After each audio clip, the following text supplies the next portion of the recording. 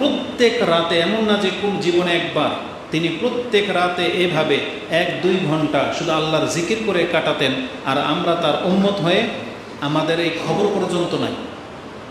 আমাদের দিনে তো ব্যস্ততায় কাটেই, যে রাতটা আল্লাহ দিয়েছিলেন, যে সারাদিন দুনিয়াবীর কাজে ব্যস্ততা থাকার পরে রাতে যখন তুমি বিছানায় আসছো, এই সময়টা অন্তত তুমি আমার জিকিরে কাটাও, এই সময় হয়তো আমাকে একটু স্মরণ করো, কারণ এখন তোমার কোনো বিজনেস নাই, এমন তোমার কোনো পেরেশানি নেই, তুমি এখন শুয়ে যাবে।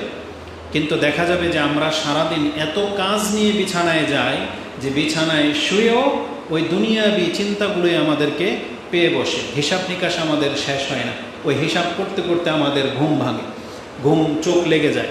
এবং বর্তমানে সবচেয়ে বড় ব্যাপার হচ্ছে মোবাইল। এই মোবাইল দেখে দেখে আমরা ঘুমাই, যার ফলে আমাদের আল্লাহকে জিকির করার সেই ফুরসতটুকু হয় না, বা আমরা জানিই না যে এই সময়টা আল্লাহকে স্মরণ করার সময়। তা আমরা ধারাবাহিকভাবে সেগুলো আপনাদের কাছে উল্লেখ করব। তার পূর্বে এই চলমান পরিস্থিতিকে কেন্দ্র করে দুই একটা কথা না বললেই নয়, এটি ইমানের দাবি থেকে। যদিও আমি বলেছি বর্তমান এই রাজনীতির প্রেক্ষাপট, এই ফিতনা ফাসাদ নিয়ে আমি আর বক্তব্য করব না, এটা বড়দের কাজ। কিন্তু আমাদের চোখের সামনে এমন কিছু ভিডিও, এমন কিছু মুসলিমদের বক্তব্য চলে আসে, একটা নিম্নমানের মুসলিম, সাধারণ মুসলিমও তার মুখ বন্ধ করে সে থাকতে পারবে না, অবশ্যই তাকে মুখ খুলতে হবে।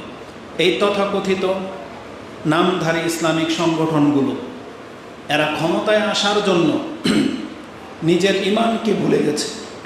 সে যে মুসলিম এই পরিচয়টা ভুলে যায়। আমরা শুধু আপনাদেরকে একটু সজাগ করে দিতে চাই, এটা হচ্ছে দুনিয়া। এই ক্ষমতা আপনি পেলেও দুনিয়া হারাবেন, ক্ষমতা না পেলেও দুনিয়া হারাবেন। দুনিয়া স্থায়ী জায়গা না।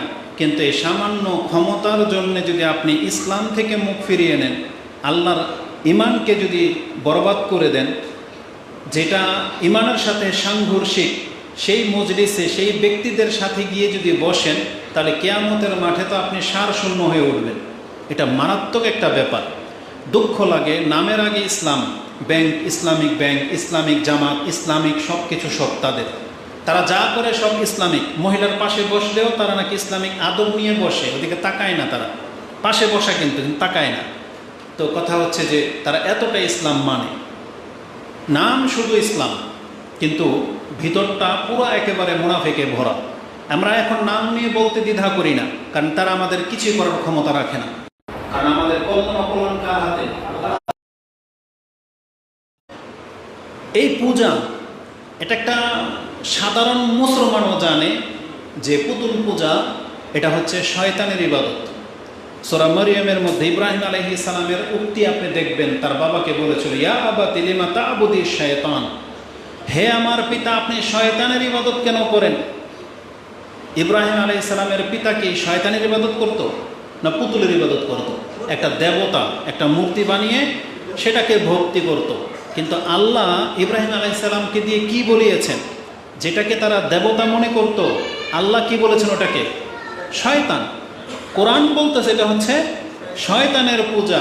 তার মানে মূর্তি পূজা, দেবতার পূজা, এটা হচ্ছে আবতার বলেন আর রামনারায়ণ নাম দেন আর আল্লাহর অলি বলেন অথবা ভগবান বলেন, যাই বলেন, এটা একটা মূর্তি, পুতুল, প্রতিমা।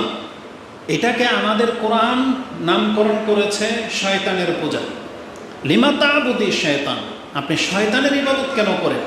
তার মানে এই পুতুলকে ভক্তি করা এটা হচ্ছে শয়তানের পূজা। এটা মুসলিমদের কোরআনে আছে, আল্লাহর কালাম। এটা কোনো হাদিসেও না যে আপনি হাদিস জাল জয়ীব বলে উড়িয়ে দিবেন, এটা কোরআনের আয়াত। সেই মুসলিম জাতি কি করে কথা বলতে পারে যে এই যে মূর্তি পূজা হচ্ছে এটা হচ্ছে মুদ্রার এপিঠ ওপিঠ? বোঝেন কথা? একটা মুদ্রা চলবে না যদি এক পিঠকে আপনি নষ্ট করে দেন। 1 টাকা নিয়ে যান, 5 টাকা নিয়ে যান, একটা পিঠকে আপনি থেতলি দিবেন, নষ্ট করে দিবেন, তাহলে এই টাকা অচল হয়ে যাবে। অচল হয়ে যাবে না? তাহলে বলতেছে এই মূর্তি পূজা হচ্ছে মুদ্রার আরেকটা পিঠ, তার মানে এটাকে সাথে নিয়ে চলতে হবে।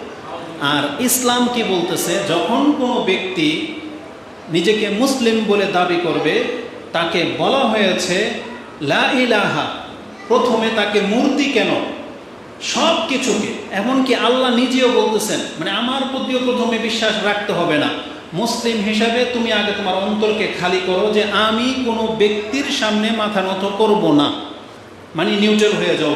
তুমি আগে অস্বীকার করে নিজেকে আগে খালি করো। লা ইলাহা, কোন ইলাহা নাই পৃথিবীতে, আমি কারো গোলামি করব না, আমি মানুষ, আমি কারো কাছে মাথা নত করব না, আমার কল্যাণ অকল্যাণের মালিক কেউ নাই। আল্লাহ বলেছেন প্রথম তুমি নিজেকে এই পয়েন্টে নিয়ে আসো, নিয়ে আসার পর এখন যেটা হক সেটা মেনে নাও। সেটা কি? ইল্লাল্লাহ, এক আল্লাহ হচ্ছেন সত্য। যালিকা বিআন্নাল্লাহা হুয়াল হক ওয়া আন্না মা ইয়াদউনা মিন দুনিহিল বাতিল। আল্লাহ সুবহানাহু ওয়া তাআলা সূরা মুলকে এটা বলে দিয়েছেন, এটা এই জন্য তুমি করবা কারণ আল্লাহ হচ্ছেন একা হক, আর আল্লাহ ছাড়া বাকি যাদেরকে ডাকা হয়, মূর্তি রূপে হোক, মাজার রূপে হোক, ব্যক্তি রূপে হোক, এগুলো সব কি? বাতিল। কারণ হকের বিপরীত কি হয়? বাতিল হয়। রাতের বিপরীত দিন, ডানের বিপরীত বাম, সাদার বিপরীত কালা, হকের বিপরীত বাতিল। মাঝখানে কোনো অপশনই নেই, হক আর বাতিল দুইটার একটা। আল্লাহ বলেছেন হকের পরে বাতিল ছাড়া আর কি হতে পারে তোমার কাছে? মাঝামাঝিতে কোনো পথ নাই।